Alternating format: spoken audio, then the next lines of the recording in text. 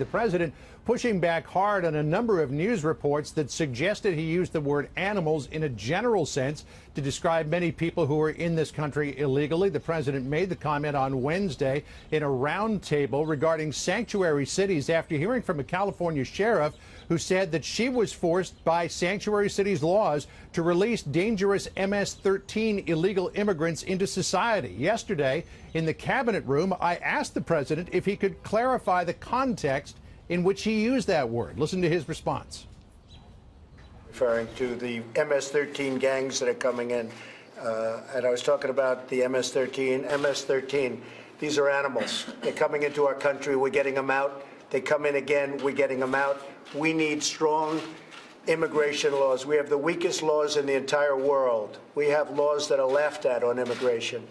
So when the MS-13 comes in, when the other gang members come into our country, I refer to them as animals. And guess what? I always will. The president and the rest of the administration maintain that the Salvadoran-based MS-13 is among the worst of the worst, brutal and murderous, preying on young people in immigrant communities.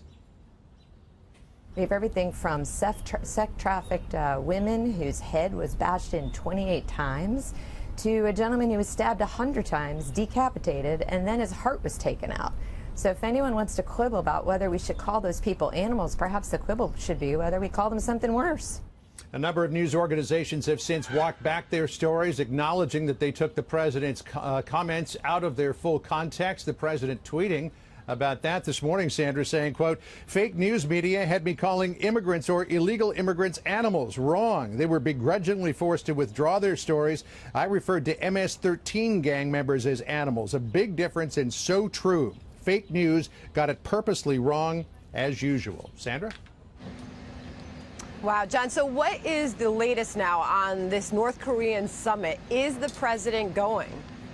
In the Oval Office yesterday, we got a chance to throw a few questions at the president about North Korea and his most extensive comments yet since North Korea started going squishy on this idea of a summit. The president said, to the best of his knowledge, things are still on track for a June 12th meeting with Kim Jong-un. The president said that his team and the North Korean teams have been talking about venues, specific rooms, who will be in the delegation. The president also reassuring Kim yesterday that unlike Libyan leader Muammar Gaddafi, who gave up his nuclear program in 2003, only to watch the U.S. turn against him 8 years later, bomb his country, throw him out of office, and then he was unceremoniously dragged out of a ditch and murdered in the streets by a mob. The president is willing to give Kim guarantees for his economy, security, and political future. Listen here. He'd be in his country. He'd be running his country. His country would be very rich. What security guarantees are you willing to Well, I'm willing to do. We're willing to do a lot, and he's willing to, I think, do a lot also. And I think we'll actually have a good relationship, assuming we have the meeting and assuming something comes of it. And he'll get protections that will be very strong.